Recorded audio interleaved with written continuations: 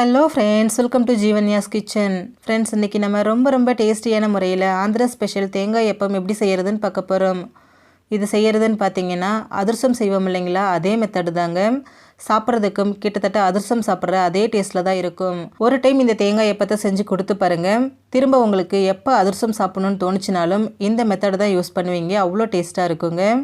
இது எப்படி செய்கிறதுங்கிறத பார்க்குறதுக்கு முன்னாடி நம்ம சேனல் ஜீவன்யாஸ் கிச்சனை மறக்காமல் சப்ஸ்கிரைப் பண்ணி பக்கத்தில் இருக்க பெல் சிம்பிளையும் கிளிக் பண்ணிக்கோங்க. இது செய்கிறதுக்கு ஃபஸ்ட்டு ஒரு பாத்திரம் எடுத்துகிட்டு அதில் 1 கிலோ அளவுக்கு பச்சரிசி சேர்த்துக்கிறேன். நான் எடுத்துருக்கிற பச்சரிசி பார்த்திங்கன்னா மாவு பச்சரிசி எடுத்துருக்கிறேன். உங்கள்கிட்ட இது இல்லைன்னா நார்மலாக வீட்டில் இருக்கக்கூடிய பச்சரிசி இல்லை ரேஷனில் வாங்கின பச்சரிசி எது வேணாலும் சேர்த்துக்கலாம்.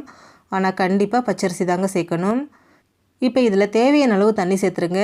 சேர்த்துட்டு இதை ஒரு 3லேருந்து 4 தடவை கையால் நல்லா பிசைஞ்சு விட்டு கழுவி க்ளீன் பண்ணி எடுத்துக்கோங்க.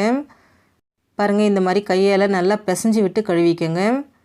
கொஞ்சம் கூட இந்த அழுக்கு இருக்கக்கூடாது. நல்லா கழுவி எடுத்தாச்சு பாருங்கள். இப்போ இதில் திரும்பவும் தேவையான அளவு தண்ணி சேர்த்துக்கோங்க. தண்ணி சேர்த்துட்டு இதை ஒரு 8லேருந்து 10 மணி நேரத்துக்கு நல்லா ஊற வச்சு எடுத்துக்கோங்க. இப்போ இதை அப்படியே மூடி போட்டு வச்சுருங்க. ஒரு 8லேருந்து 10 மணி நேரம் நல்லா ஊறி வரட்டும். பாருங்கள், ஒரு 8 மணி நேரம் போல் ஆயிருக்கு. அரிசி நல்லா ஊறி வந்திருக்கு பாருங்கள். இந்தளவுக்கு நல்லா ஊறி இருக்குனுங்க. இப்போ இதில் இருக்கக்கூடிய தண்ணி எல்லாத்தையும் முழுமையாக வடித்து எடுத்துருங்க. இப்போ இதை காய வைக்கணும். அதுக்கு சுத்தமான ஒரு வெள்ளை துணி எடுத்துகிட்டு அதில் இந்த அரிசியை நல்லா பரத்தி விட்டுருங்க. வெயிலில் காய வைக்க வேணாங்க. ஃபேன் காற்றுலையே ஒரு 15லேருந்து 20 நிமிஷத்துக்கு காய வச்சு எடுத்தாலே போதும். அரிசி நமக்கு நல்லா காஞ்சி வந்துடும். முறுமுறுன்னு காயக்கூடாதுங்க. அதில் இருக்கக்கூடிய இந்த ஈரப்பதம் மட்டும்தான் காயணும். பாருங்கள், ஒரு 20 நிமிஷம் போல் ஆயிருக்கு. அரிசி நல்லா உலர்ந்து வந்திருக்கு பாருங்கள். அரிசி காஞ்சிருச்சான்னு பார்க்க கையில் அள்ளி இந்த மாதிரி அழுத்தி விடுங்க. விடும்போது கையில் கொஞ்சமாக தான் அரிசி ஊட்டியிருக்கணும். மீதி எல்லாமே உதிர்ந்துடணும். இந்த அளவுக்கு அரிசி காஞ்சிருக்கணும். அப்போ தான் சரியாக இருக்கும். இப்போ இதை அரைச்சி எடுத்துக்கலாம். அதுக்கு மிக்சர் ஜாரில் நான் கொஞ்சமாக அரிசி சேர்த்துருக்குறேன். நம்ம 1 கிலோ அரிசி எடுத்துருக்குறோம் இல்லைங்களா, அதனால் ஒன்றா அரைக்க முடியாது. கொஞ்சமாக மிக்சர் ஜாரில் சேர்த்து அரைச்சிக்கோங்க. இப்போ இந்த அரிசியில் வாசனைக்காக ஒரு 5 ஏலக்காவை சேர்த்துட்டு இதை நல்லா அரைச்சி எடுத்துருங்க. பாருங்கள், ஓரளவுக்கு நைஸாக அரைப்பட்டு வந்திருக்கு. என்ன தான் அரைச்சாலும் இதில் அரிசி அரைபடாமல் கப்பி கொரோனா இருக்குங்க. அதனால் சலிச்சு எடுத்துக்கலாம். சலிக்கிறது பார்த்திங்கன்னா பெரிய ஹோல் இருக்கக்கூடிய ஜல்லடை எடுக்கக்கூடாது. மாவு சலிக்கிறதுக்குன்னு சன்னமான ஹோல் இருக்கக்கூடிய ஜன்னி இருக்குங்க, அதை எடுத்துக்கோங்க. அதில் இந்த மாவை சேர்த்துருங்க. சேர்த்துட்டு இதை நல்லா சலிச்சு எடுத்துக்கோங்க. ஒருவேளை நீங்கள் பெரிய ஹோல் இருக்கக்கூடிய ஜல்லடை எடுத்துகிட்டு கொஞ்சம் கொரகொரப்பாக சலிச்சிட்டிங்க அப்படின்னா ஸ்வீட் நமக்கு சரியாக வராது. எண்ணெயில் போடும்போது பிரிஞ்சு போயிடும். அதனால் எந்த அளவுக்கு நைஸாக சலிக்க முடியுமோ அந்த அளவுக்கு நல்லா நைஸாக சலிச்சு எடுத்துருங்க. சலிச்சுட்டு மீதி இருக்கக்கூடிய அரிசி எல்லாத்தையும் இதே மாதிரியே அரைச்சி இதில் சேர்க்க போகிறோம். சலிச்சதுக்கப்புறமா அந்த மாவு காயாமல் இருக்கிறதுக்காக கையால் நல்லா இந்த மாதிரி அழுத்தி விடுங்க. இந்த மாதிரி அழுத்தி விட்டு வைக்கும்போது மாவு நமக்கு காயாமல் இருக்கும். இதை மூடி போட்டு வச்சுருங்க. வச்சுட்டு மீதி இருக்கக்கூடிய எல்லா அரிசியையும் இதே மாதிரியே அரைச்சிட்டு இந்த மாவோடு சேர்த்துருங்க. பாருங்கள், நான் 1 கிலோ அரிசியையும் அரைச்சி சேர்த்துட்டேன். மாவு எந்த அளவுக்கு நல்லா ஸ்மூத்தாக இருக்குன்னு. நம்ம அழுத்தி விட்டு வச்சதுனால மாவோட ஈரமும் கொஞ்சம் கூட காயாமல் அப்படியே ஃப்ரெஷ்ஷாக தான் இருக்குது. இப்போ இது அப்படியே இருக்கட்டும். அடுத்ததாக பாருங்கள், நான் ஒரு முழு தேங்காய் எடுத்து அதை கட் பண்ணி மிக்சர் ஜாரில் சேர்த்துட்டு அரைச்சி எடுத்து வச்சுருக்கேன். நீங்கள் இதை துருவி கூட சேர்த்துக்கலாம். மிக்சர் ஜாரில் சேர்த்து அரைக்கிறீங்க அப்படின்னா தண்ணி சேர்க்காமல் அரைக்கணுங்க.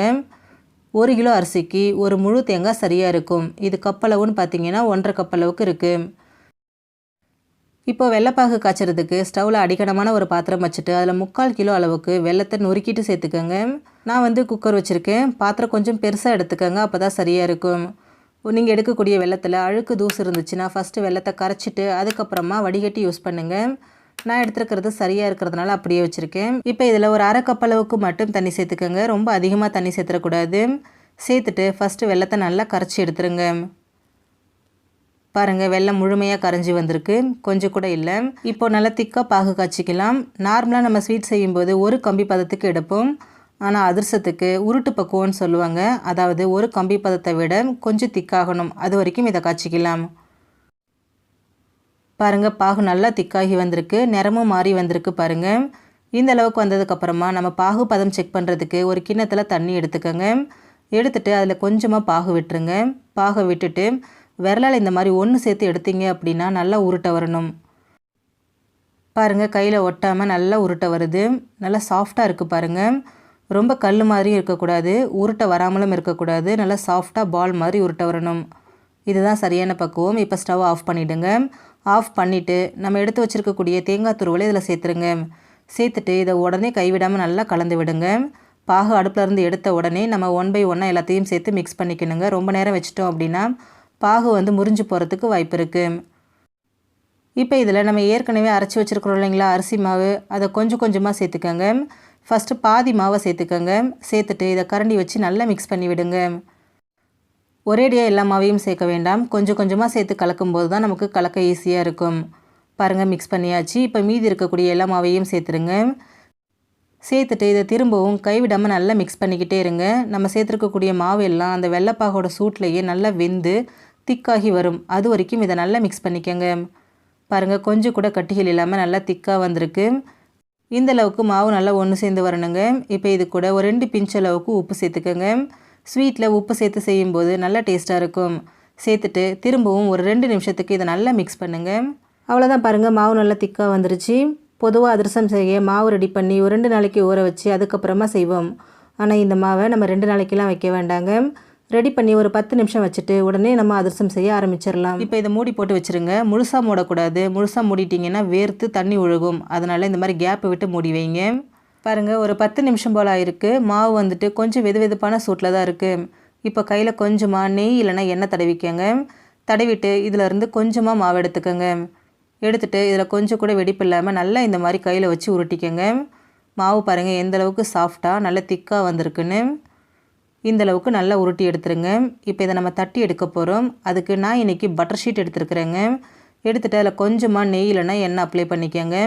நீங்கள் பட்டர் ஷீட்டுக்கு பதிலாக வாழை இலை இல்லை பிளாஸ்டிக் கவர் கூட எடுத்துக்கலாம். இப்போ இதில் நம்ம உருட்டி வச்சுருக்கக்கூடிய மாவை சேர்த்துருங்க. சேர்த்துட்டு இதை நல்லா தட்டி எடுத்துக்கோங்க. நம்ம நார்மலாக அதிரசத்துக்கு தட்டுவோம் இல்லைங்களா, அதே போலவே மெலிசாக தட்டிக்கங்க. பாருங்கள், சைடில் வெடிப்பு எதுவும் இருக்கக்கூடாது. இருந்துச்சுன்னா அதை சரி பண்ணிக்கோங்க. இந்த அளவுக்கு தட்டினா சரியாக இருக்கும். இப்போ இதை நம்ம பொரிச்சு எடுக்க போகிறோம்.